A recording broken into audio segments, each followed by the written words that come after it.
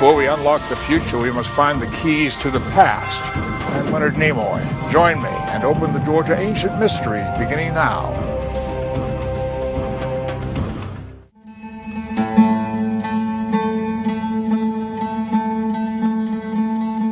After 3,000 years, a pharaoh still sleeps. He was one of the many kings to rule the civilization of ancient Egypt, but he was one of only two to reign for over half a century.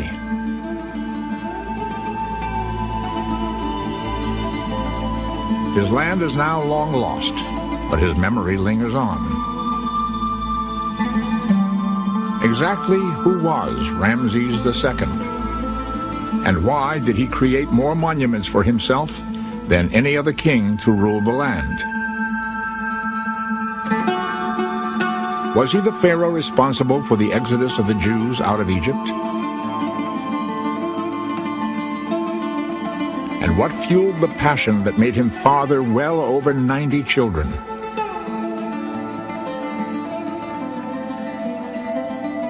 Then, how does the sensational discovery of the 1990s, known as the tomb of KV5, relate to this elusive pharaoh? There are many questions still unanswered. Yet one thing is certain. The man behind the mystery was known to his people as Ramses II. But today, this is the pharaoh known as Ramses the Great.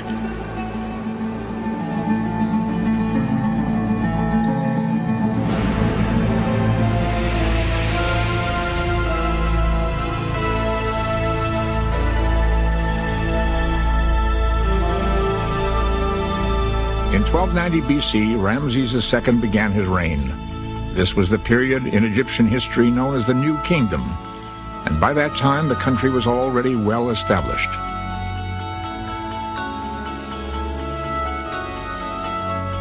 The hieroglyphs had long since been in use. The pyramids of Giza were already over 1,000 years old, and a religious system that included many seemingly strange gods had become the focus for a population with an unwavering belief in life after death. There had been many pharaohs before Ramses, and there would be many to follow, but very few would match the amount of time he spent as the king of Egypt. For almost 67 years, Ramses II's presence was a dominant force within the civilization. Unlike many of his predecessors, Ramses II was born a non-royal. His family was part of the Egyptian military.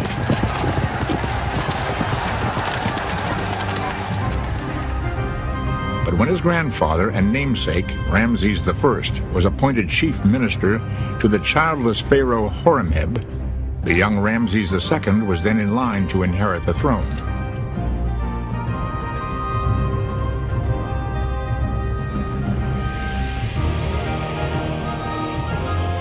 In 1306 BC, Horemheb died, leaving the kingdom to Ramses I, and so began the 19th dynasty.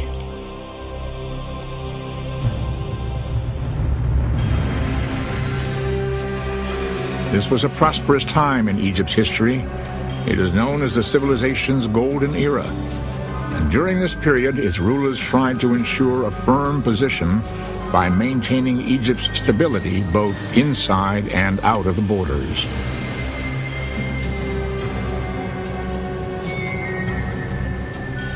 The lost land had undergone some major upheavals throughout the ages, and one of the most devastating happened during the 18th dynasty. It was at that point that Egypt's most powerful unifier, religion, was considerably changed. The pharaoh known as Akhenaten had tried to enforce a belief system where the various Egyptian gods would be abandoned for the worship of one god, Aten. Akhenaten tried to show his divine connection to the deity in ancient Egyptian reliefs like this one. Here, Aten is seen as a sun disk with rays ending in the hands of the pharaoh. This drastic change in religion presented problems for the ancient Egyptians. They missed their former belief system, but little could be done to stop Akhenaten. As pharaoh, his position was one of supreme power. Once Akhenaten died, succeeding pharaohs, including the now famous Tutankhamun, spent considerable time trying to undo the damage caused by Akhenaten. They tried to re-establish the old order, where many gods were believed to preside over the ancient land.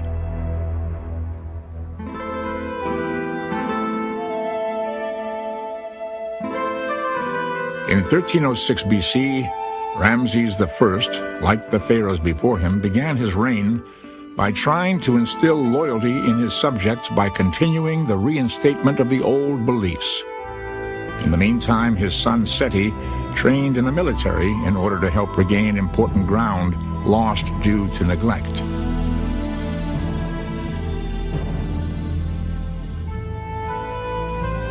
Egypt's empire was being rebuilt, and both Ramses II and his father Seti I would prove to be driving forces behind its powerful re-emergence.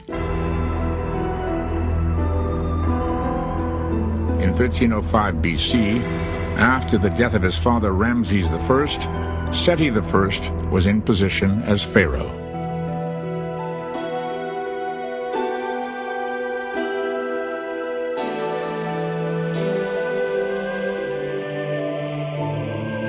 At the time, Ramses II was only about 9 years old, but as heir apparent, he was already being trained for his future post. He was instructed in reading, writing, religion, and the necessary military skills needed for becoming pharaoh, like chariotry and archery. By the age of 10, his father appointed him the commander-in-chief of the Egyptian army, but it was really nothing more than a title. As a boy that would eventually become king, his safety was of great importance, and anything that would jeopardize his well-being, like a military campaign, was out of the question. By the 7th year of Seti's reign, Ramses would be given a new title. Around the age of 14, Ramses was named Prince Regent, one of the most important positions in the ancient culture, short of being named co-regent.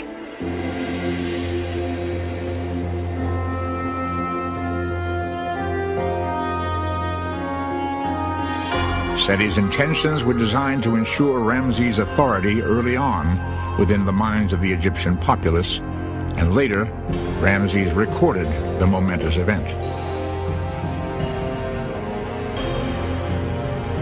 When my father appeared to the populace, I being just a youth in his embrace, he spoke concerning me.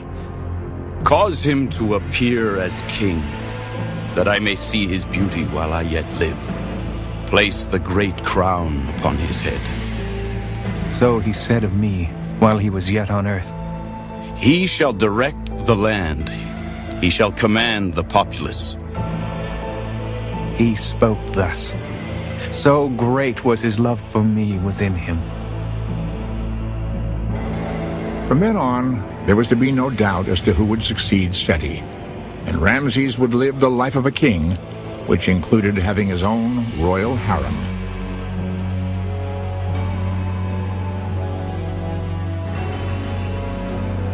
Ramses was in need of many wives in order to secure the 19th dynasty's future. It was simply one of his obligations as heir apparent to have many children, and he seemed to take this duty quite seriously.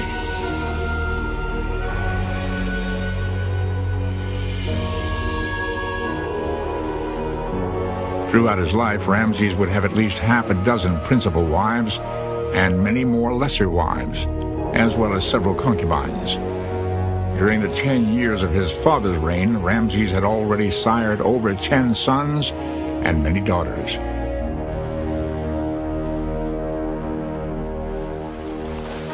Besides being a young father, Ramses had other responsibilities as well.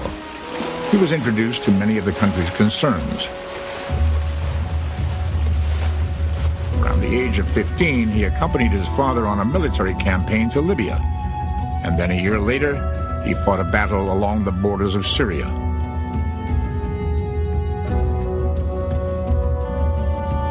By the age of 22, Ramses was fighting without the help of his father.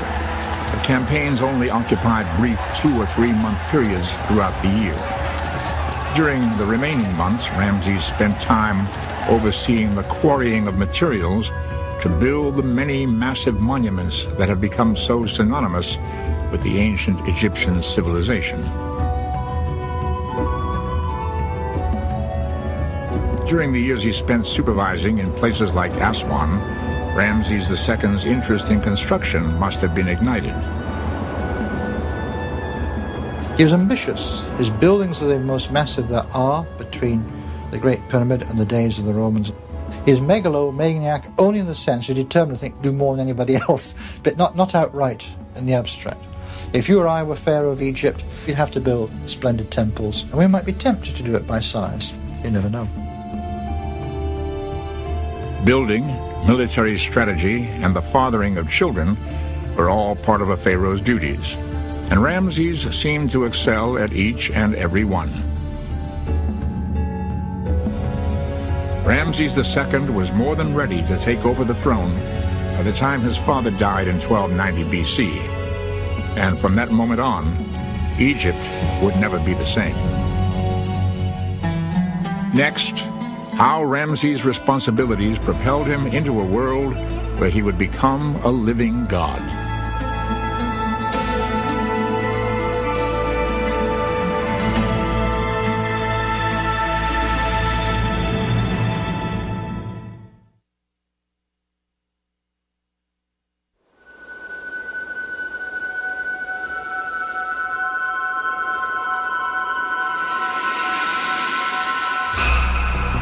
In 1290 BC, a young Ramses was crowned the third pharaoh of the 19th dynasty.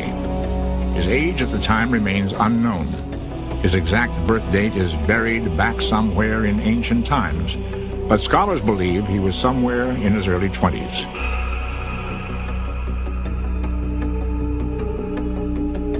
After at least a decade of training for the highest position in the land, he was finally the king of Egypt. And his first order of business to prove his supreme power was to create monumental structures to project his omnipotent image. Everywhere you go, Ramses has been there, because he would have wanted to put his mark on every important site. Any king would have. And of course, since Ramses was one of the later kings, his things have survived, and because they're so much larger, his things have survived better than the constructions of earlier kings. He is regarded as, and he was regarded by many people as the most well-known of Egyptian pharaohs because he had so much more time to tell everybody about himself. There are more statues of him and more reliefs scattered up and down. They're bigger and better. The scattered reliefs and massive colossi, stamped with Ramses' name inside what is known as a cartouche, are the result of his determination to imprint his authority on his subjects. We can only begin to imagine what would have been in antiquity when all of them were erect and in perfect condition, gazing down at us. It's awe and fear at the same time. This was a king that you couldn't disobey because he would inspire terror by virtue of the size and the magnificence of the statues. The ancient quarries were owned by the pharaoh, and Ramses II took full advantage of the ample stone supplies. During his almost 67-year reign, Ramses II had more monuments built than perhaps any other ruler before him. But the man behind the lasting imagery remains a mystery. Egyptian art and Egyptian literature, for the most part, is propaganda. And so we get a very one-sided view of things. And I think that's what Ramses left us with. We know him as Egypt's greatest builder, a great family man, a great warrior, a great hero, a great superstar for his people. He had to establish his position in Egypt. Pharaoh was the kingpin. and yet assure he was the kingpin. And a new dynasty, with no ancestry of long distinction, they had to show they were as important, they were as powerful, they were as massive as any other previous king of Egypt. Many of Egypt's grandest architectural designs were created during the New Kingdom. Majestic temples lined the landscape, and they too, like the pyramids of Giza, have become enduring symbols from the civilization's ancient past. Some of the most impressive were constructed during Ramses' reign, like the one known today as Abu Simbel. Abu Simbel is the largest rock-cut temple ever built. There, 4 seated statues of Ramses rise 66 feet into the air. Size equals prominence in Egyptian art. So it made every bit of sense for Ramses to show himself larger than anybody else had up until then. And he did it throughout the land. And you can imagine, again, in the far-flung outposts like Abu Simbel, as you sail along the river and come by these tall statues of Ramses, that there would have been no doubt in your mind that here was a god. In ancient Egypt, the king was a divine being. It was his job to serve as the intermediary between the gods and the people. It was perhaps the pharaoh's most important responsibility as a living god to maintain order within the civilization, and Ramses seemed to take the role of deity quite seriously. Behind the 4 seated statues, a temple was tunneled 160 feet into the mountain. Inside, 8 Ramses figures, carved in the image of the king of the dead, Osiris, guard a corridor. This corridor ends in a sacred room. Within the sacred room, there are statues of the great gods of Egypt, and Ramses sits among them.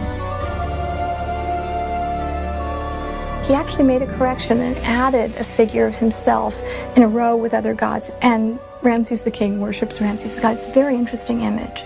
Other kings had certainly been deified after their demise, or had been deified by other kings, or had hinted at their deification, but nobody, to my knowledge, did it as blatantly as Ramses. Throughout Egypt, countless numbers of Ramses statues can still be found. They were a necessary part of everyday life. In ancient times, they served as the proxies for a pharaoh that would actually be seen by very few, but worshipped by all.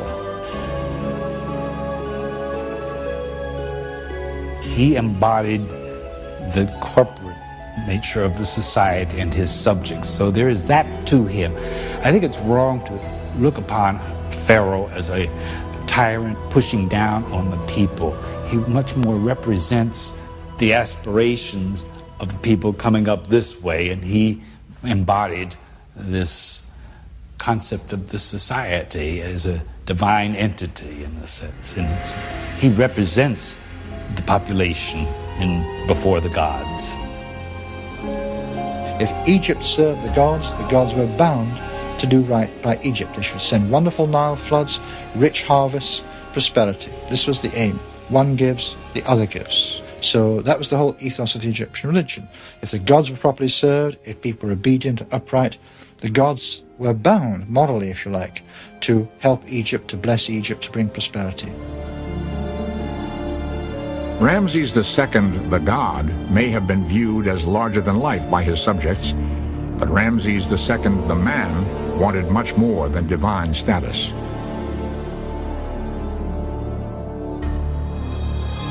Coming up next, Ramses the warrior fights for his homeland and agrees to sign the very first peace treaty in the history of man.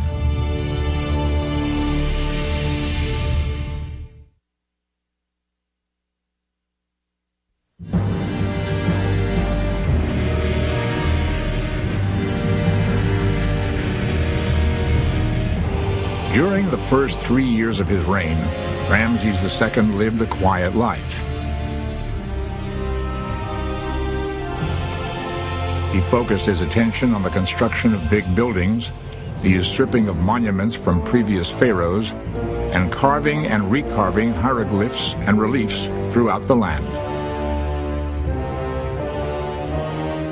Scholars claim that within the ancient inscriptions created during his lifetime, there are clues that offer insight into the man behind the mystery.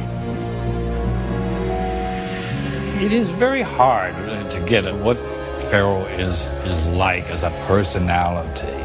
We do have some texts which the suspicion is that he might have been referred to as the general or the generalissimo rather than as Pharaoh, which would mean that he was thought of as more of a part of us, as a troop leader, and maybe with a little bit less emphasis on his divine nature. Ramses as Pharaoh did not set out on his first military campaign until year 5 of his reign. In 1286 BC, Ramses, intent on gaining complete control of the west coast of the Mediterranean, began his expedition, and his efforts proved to be a success. He and his troops returned home victorious, having gained control of both the Mediterranean coast and an area of land that had once been under Egyptian rule but had been lost to the powerful Hittite Empire. The Hittites, like the Egyptians, had well-developed military skills, making them worthy foes. Ramses' invasion into their lands caused considerable tension between the two countries. Within a year, both superpowers were poised for a fight. The ensuing confrontation, known as the Battle of Kadesh, would become one of the most celebrated and well-recorded moments during Ramses' reign. All the foreign lands trembled before him, their chiefs bringing their tribute, and all the rebels coming in homage through the dread of his majesty's might. Ancient Egyptian inscription. Each version, of course, a little bit different, but always Ramses, the god king, is the hero. Exactly who told the truth about the Battle of Kadesh is still unknown, but fortunately, the events were recorded by both sides. Experts claim somewhere within the two accounts, the truth can be found. Ramses had separated his troop of 20,000 men into 4 units. The advanced force had captured what they considered to be 2 Hittite spies. These supposed spies were actually planted by the Hittites to misinform the Egyptians. They told the Egyptians that the Hittites, afraid of the Egyptian army, were well over 100 miles away. Ramses, believing their story, feared no trouble from the enemy.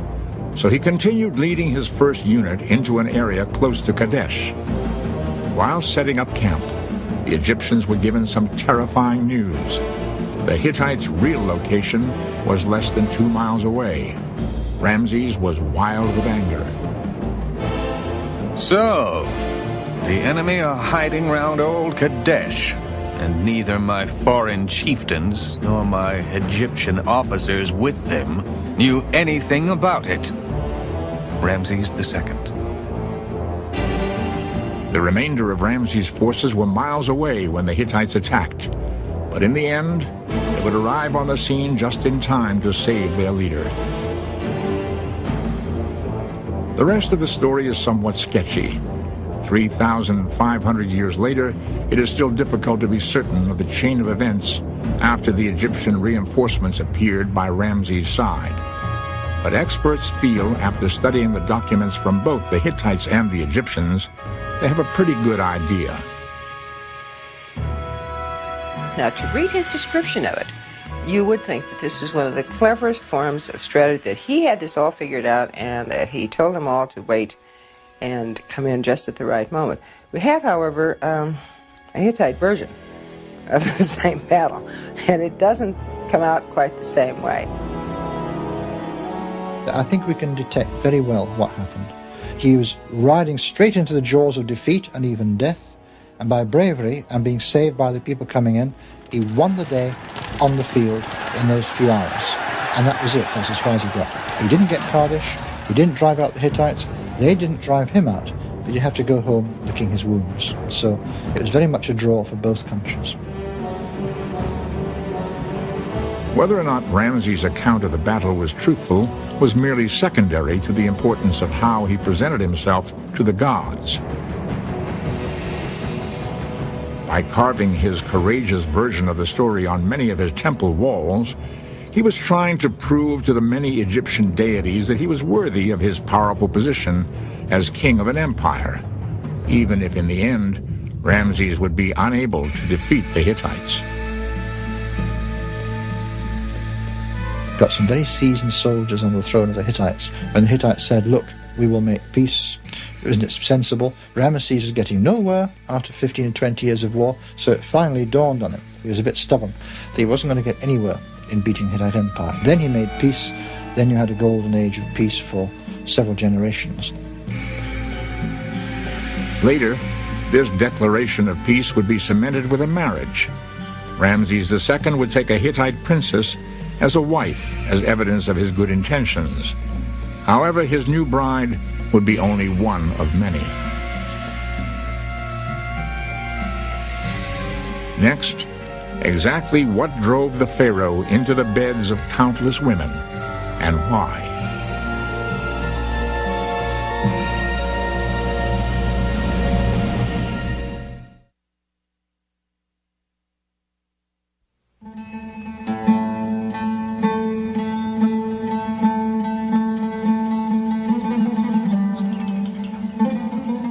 Even today, it's impossible to travel through Egypt without witnessing the many works created during Ramses II's time.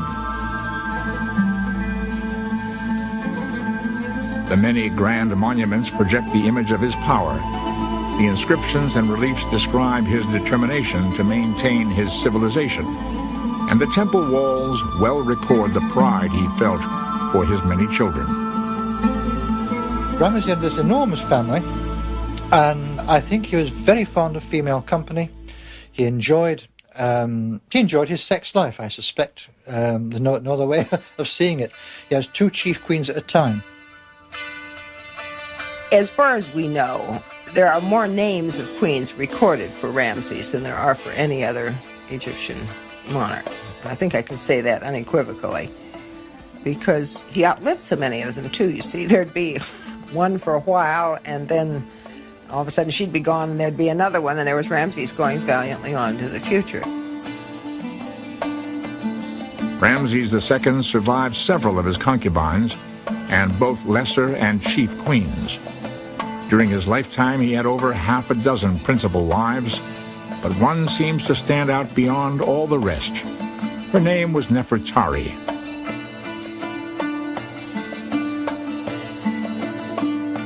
According to various ancient documents and monuments, Nefertari was Ramses' most well-loved wife. Her beauty was legendary. Ramses seemed to honor her by making her presence known throughout his empire.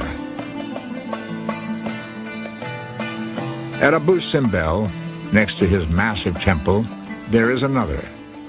This one was dedicated to both the Egyptian goddess Hathor and Ramses' beloved wife. There, 2 idealized carvings portray the image of Nefertari, while 4 other statues of her devoted husband stand by her side.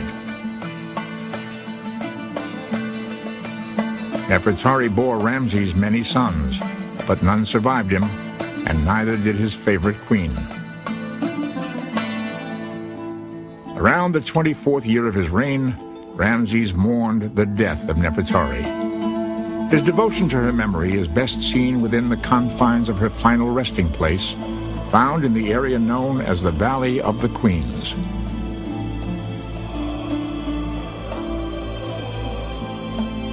"40 feet below the Earth's surface is her beautifully decorated 5,600 square foot tomb.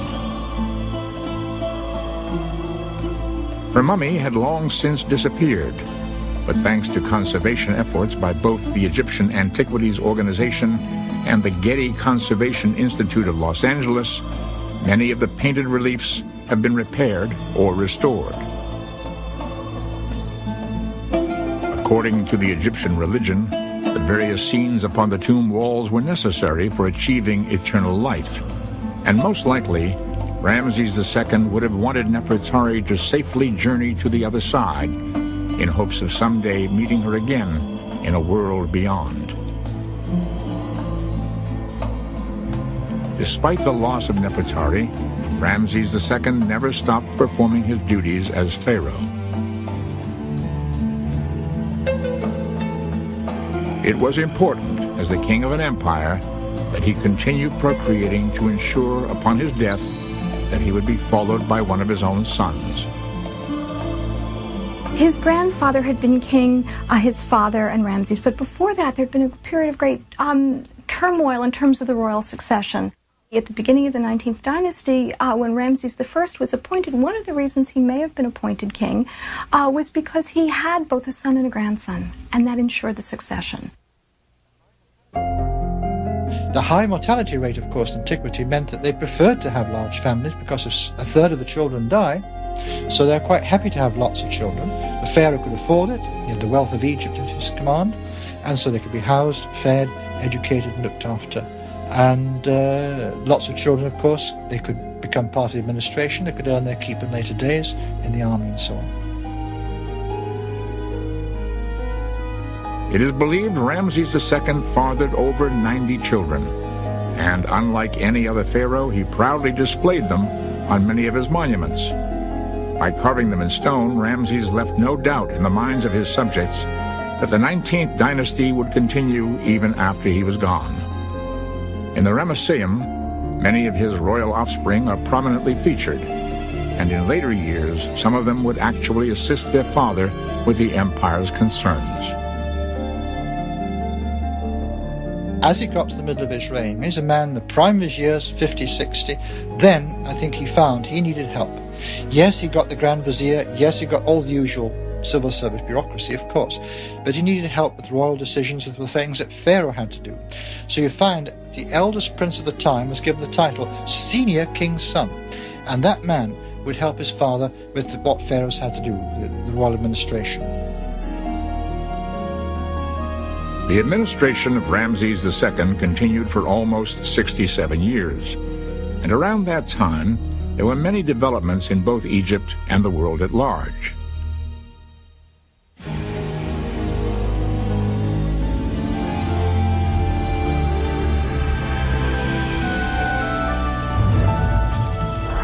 China had developed its first dictionary, which included 40,000 characters.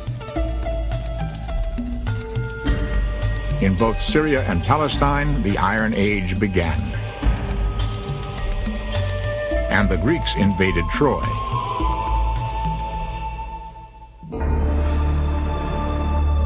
This was also the period in history which has often been associated with the Exodus, and many feel Ramses II was in fact responsible. Name Ramses does occur in the Bible in two connections. The land had one name in the days of patriarchs. By the time Genesis was written, it was already known as the land of Ramesses. So it's a name of an area in the East Delta. When you drop down to Exodus, there it's much more specific. The Hebrews had been turned to slaves, and then they escaped eventually, we're told, and they started from Ramesses, moved to Succoth, and then out of Egypt altogether. Scholars claim the area known as Ramses, located in the East Delta, coincides perfectly with the place mentioned on ancient monuments and inscriptions.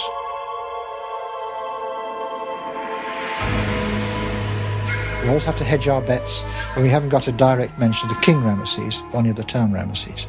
But it would not be known by that name before his reign, so the present narratives cannot be earlier than his reign. So it rather suggests that Ramesses was perhaps the pharaoh of the Exodus.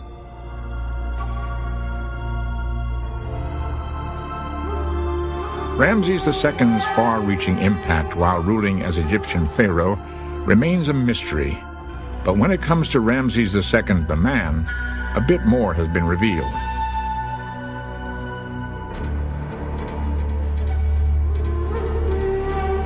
In 1881, there was an exciting discovery in Egypt. A cache of royal mummies was found, and Ramses II was among them. In ancient times, the mummies had been gathered by priests and placed together in one tomb to avoid their being plundered by robbers. Their relocation has been the cause of many questions.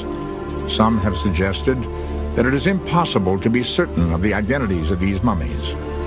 Yet scholars feel there is evidence that suggests that these preserved bodies were surely the powerful monarchs of Egypt's past. I'm rather skeptical that it isn't Ramses. I think it will be Ramses at the end of the day.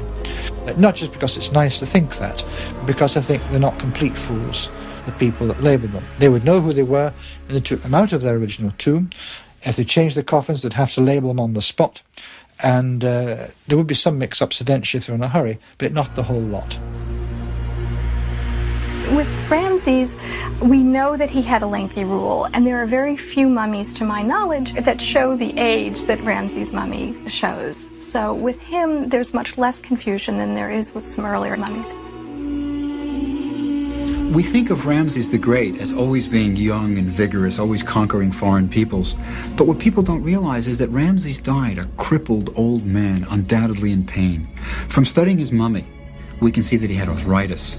He must have limped, hobbled for the last maybe 10 years of his life. He was certainly in his 80s when he died, in his late 80s.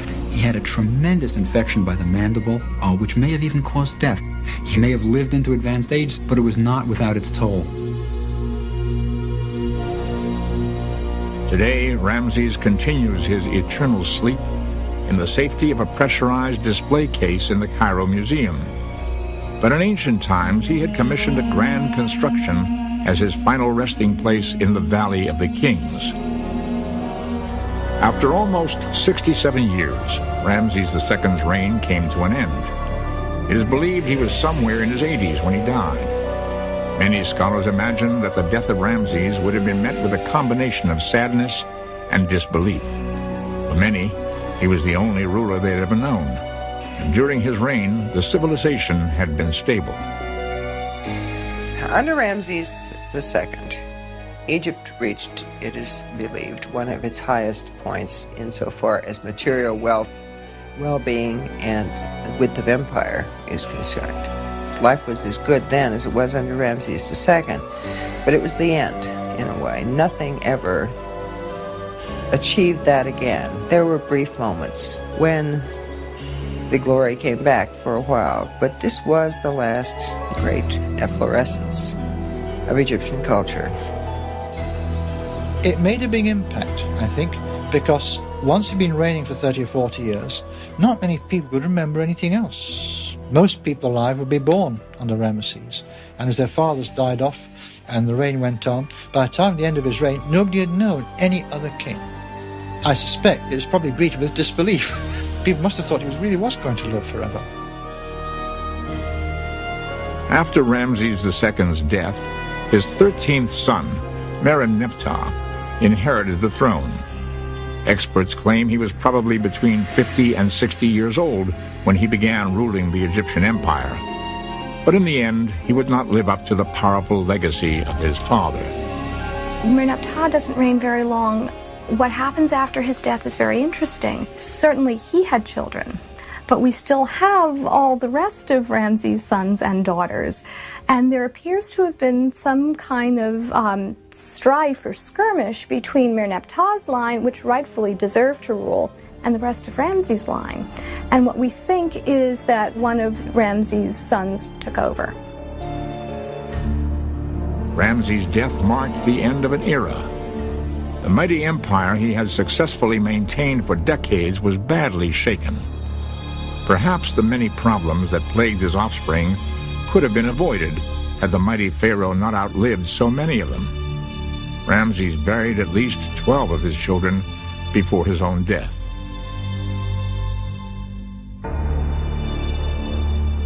Ramses himself was buried in a tomb known as King's Valley No. 7, or KV7.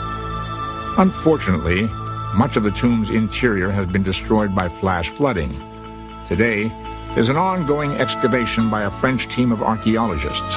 They're searching for more information about this elusive ancient monarch. Interestingly, As the French team continues their work in KV7, another group of archaeologists are excitedly unearthing tomb KV5, yet another find that directly relates to Ramses II. KV5's existence had originally been recorded back in 1825 when an English explorer by the name of James Burton tunneled into its first chambers. This tomb, like KV7, had been badly damaged by flooding, causing it to become packed with debris. Burton burrowed into the top of the tomb and then eventually sketched whatever he could see, which was basically the top of several rooms in the tomb. Then, a little more than 75 years later, the tomb had another visitor, Howard Carter. Howard Carter was the man responsible for the discovery of Tutankhamun's final resting place. He, however, decided that KV5 was insignificant and abandoned any thoughts of further excavation there, finding it useful to him only as a dumping area for his other digs. KV5 was basically ignored for another 85 years.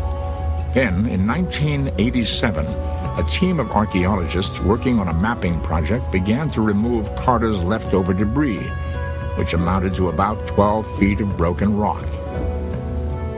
In 1988, the archaeologists, using Burton's crawl space, went inside KV5. Over the next 6 years, we began clearing out the debris from that first room and then the second small room, and we discovered that the tomb actually was decorated with historically important scenes showing Ramses II presenting his deceased sons to various Egyptian gods. And as we dug deeper in the debris, we found on the floor of the chambers thousands of pieces of pottery, hundreds of pieces of jewelry, mummified remains, my gosh, you name it. It was clearly an indication that the tomb had been used, presumably for the sons of Ramses II. And as we continued over those 6 years, we were getting more and more names of sons. Clearly the tomb was of greater importance than either James Burton or Howard Carter had thought it would be. In the winter season of 1994-1995, archaeologists launched a full-scale excavation. They dug deeply into the flood debris only to discover yet another room. This room contained 16 pillars, but a back-end doorway signaled that there was still more to come. On February 2nd, 1995, after clearing the doorway, archaeologists no longer had to rely on Burton's crawl space to move through the area. They could literally exit the third chamber of 16 pillars standing up and walk into a corridor that extended 100 feet. KV5, like so many other structures built during Ramses' reign, was huge. It's the biggest tomb in the Valley of the Kings, perhaps the biggest in all of Egypt. It's unique in plan. Most of the tombs here in the Valley of the Kings are syringe-like corridors just extending straight into a hillside. This is a labyrinthine-like plan, like an octopus with tentacles going off in all directions. And it's the first example we have in Egyptian history of a family mausoleum. Archaeologists are certain that at least 4 of Ramses II's sons were entombed here, and maybe as many as 48. Experts believe the answer to the question of exactly what motivated Ramses II to construct this massive structure can be found in looking back at the length of his reign. It was a streamlined way of looking after those of your family who didn't outlive yourself. As he went reigning 20 years, 30 years, 40 years, you can understand this was a very necessary thing to do. Death was the beginning of the afterlife. So whereas they had passed on from this world, they were entering the netherworld. And in that sense, they were still propagating his family, his name. So they deserved every bit the attention that he gave them. And I think we really only are beginning to know what this is all about, too. I think that in future years, we'll really know much more about his family, thanks to this incredible tomb. For now, many of the secrets of Ramses II and his family are still safely hidden within the walls of the tomb. But there is hope that someday soon, the mystery of KV5 will help explain more of the man known as Ramses the Great.